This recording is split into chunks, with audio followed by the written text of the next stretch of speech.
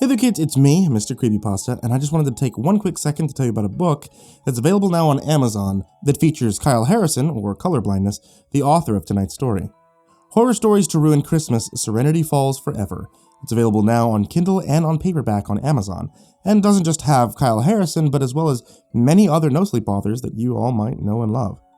Check it out, guys. I'll have a link in the description down below. And on to tonight's story.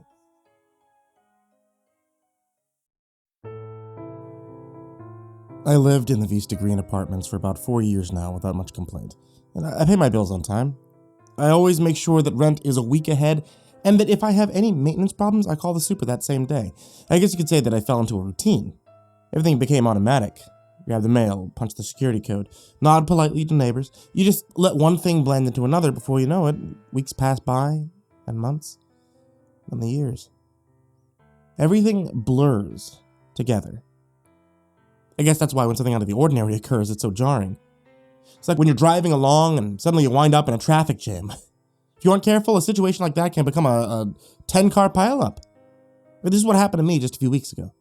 Recently, management made it clear that there were going to be several renovations made to the building. At first, I didn't think it would affect me, but as I learned rather quickly, they wanted to start to work at the top and go down from there. Now, where am I supposed to stay as this is going on? I remember asking the workers as they started moving my furniture around. It felt like my home was being invaded. It'll take 12 hours, maybe 18. We'll be out of here so fast you won't even know that we were here, the head maintenance guy told me. So I called my girl Lisa, asked if she wanted to go spend the day shopping. It was pointless to stand around and get an anxiety attack when I couldn't do anything to stop them. You're making a mountain out of a molehill, Lisa told me once we were away from the apartment. They stripped down my floors and installed new lighting for me about a year back and didn't charge me a dime. It's one of the perks of living here, she explained. Couldn't argue with that. So I resolved to push it out of my mind for the rest of the day. And it worked. By the time I was telling Lisa goodnight and getting into the elevator, I had completely forgotten about the maintenance men. That changed when I stepped out of my floor and I saw something leaking out from underneath my apartment door. It looked like smoke, like low, rolling clouds of gray smoke that were pushing out of the penthouse. Immediately, I ran and unlocked the door, thinking my entire place had somehow burst into flames. I used my scarf to cover my mouth and then gently pushed the door open. Instead, as I entered, I found that the same strange gray smoke was wafting about on the floor of the den in the first hall. Nothing had been disturbed until I reached the kitchen. That was where I found the first body. One of the maintenance men was lying against the cold tile floor, either passed out or worse. Another was right across from him, keeping my mouth covered. I went back to the hall and I cranked up the AC, hoping to get the smoke to escape my apartment via the vents. As it cleared, another mystery unfolded. Between the bodies of the two workers, I saw what appeared to be a trap door, hidden beneath the tile. From the tools that were lying near, it was also clear that these men had been working to pry apart the tile and get to the door. The door itself looked old, like the kind you might find as a tornado shelter. And then I noticed that they had in fact succeeded in shimmying it open, because that was where the strange gray smoke was coming from. Slowly I opened the trapdoor all the way, trying to get a good look at what might lie below. But instead all I saw was a ladder, plummeted into the darkness. Aside from the ladder, the only thing visible in the tunnel was the smoke. It kept rolling out over the top of the still bodies of the men, and watching it slither about my apartment made me more nervous than I already was. My first idea was to call the super, but then I remembered how late it was, but she'd already gone to bed for the night. My second idea wasn't much smarter either. I figured if anyone had an idea of what to do, it'd be Lisa. This stuff is giving me a headache, she moaned as she checked out the rest of the apartment first and then focused on the two dead men in my kitchen. Jesus Christ, Chris. Why haven't you called the police yet? I asked. I don't know. I didn't know what to do, I admitted as she leaned down to examine the trapdoor. The hell does this lead? She asked, looking down the hall. I stood alongside her, nervously biting my lip and wondering the same thing. There's no way this goes to the floor below. There's probably only like 15 feet between us, Lisa said as she took off her heels and started to get in the hole. Wait, what are you doing? I asked. There's only one way to get to the bottom of this, she quipped. I watched as she descended into the darkness until she was gone from sight. Then I waited. Felt like forever. And finally I got nervous and I called down to her. Lisa? Lisa, can you hear me? What did you find? I asked. The worst response I got was none at all. The tunnel was quiet. I tried to shine a light down there too to see how far it went, but the illumination didn't travel very far.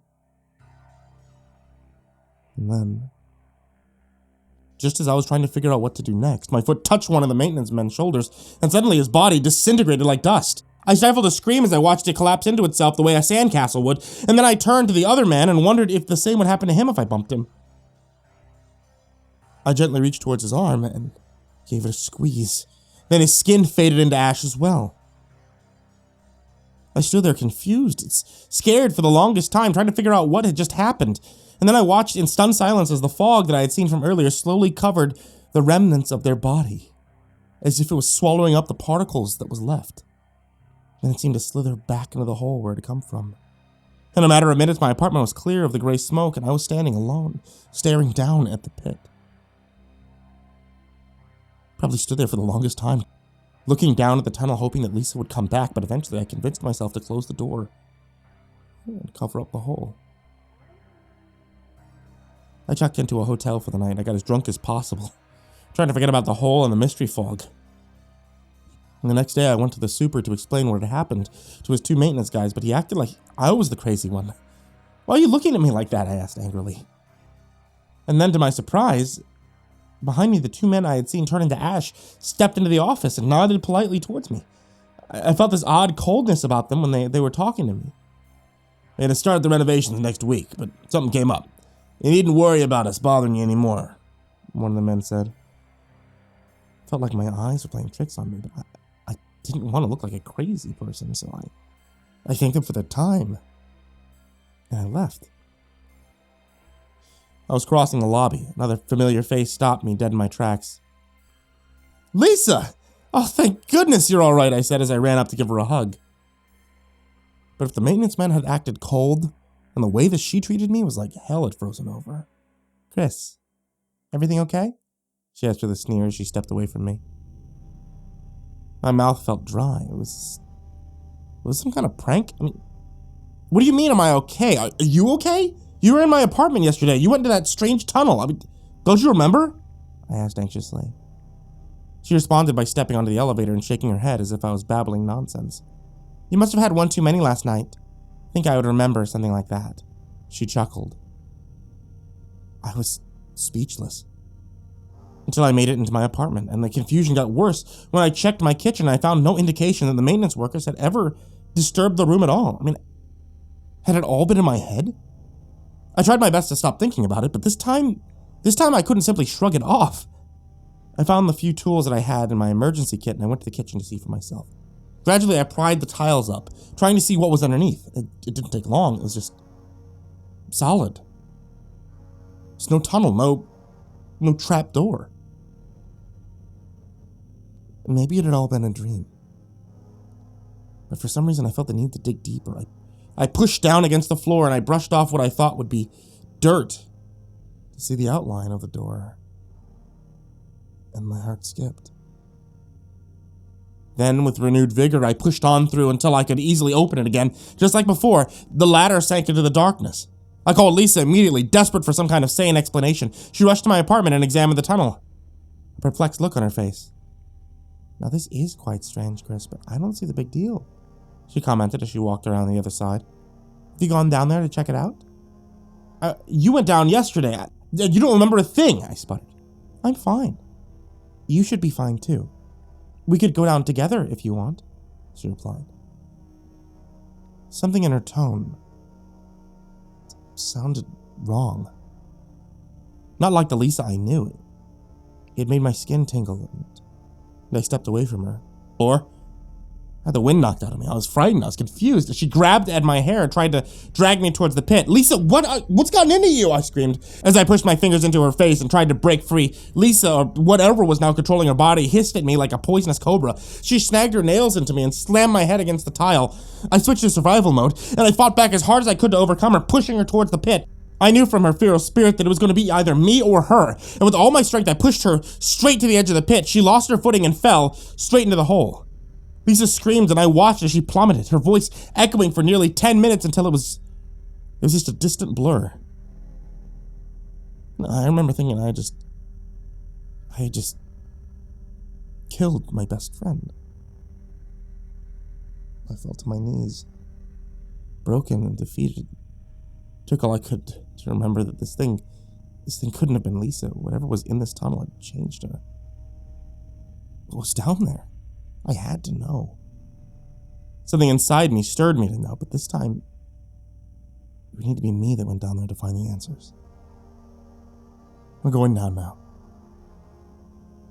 I'll update when I get back. Maybe I'll take a few pictures of what I found along the way.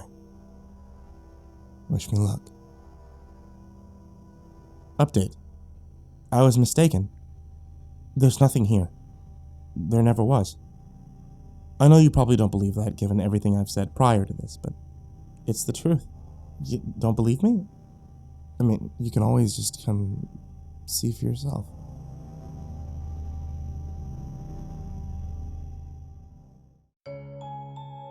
Hey there kids, it's me, Mrcreepypasta, and I just wanted to tell you thank you so much for watching tonight's video on YouTube, for listening to tonight's episode on the podcast that you can find on Spotify, on Apple, and on Google Play, or anywhere else that you guys happen to listen to podcasts.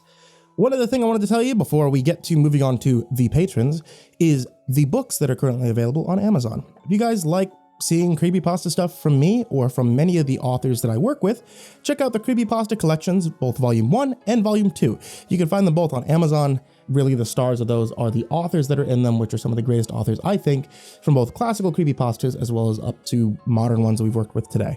And now, for patreon.com/MrCreepypasta, which you can always find in a link in the description, I want to give you all a very big thanks. There's many of you down there in the descriptions who I give big thanks to, and everybody also at this tier, like Dr. Strawberry, Jordan Alexander Sanchez, Ken, Lando Higuchi, Brianna Van Tine-Janzen, Chompski, TheRedOakShieldVirus, Sindee Barney, G Weevil 3, Diana Kraus, VanHuss, Tristain Pelton, Nico, kaeo, TheGingerBroz, Dante Rowe, Raphael Rodriguez, Lastbladesong, Meulmeester, Eliminator 86, Nebsky, SteampunkSinner, OptimisticAvacado, Kaleb Dougal, Daniel Poulsen, Finley, and Sky Harbor. You guys are the MVPs, and you guys keep the channel running, and I honestly cannot thank you enough for all that you do.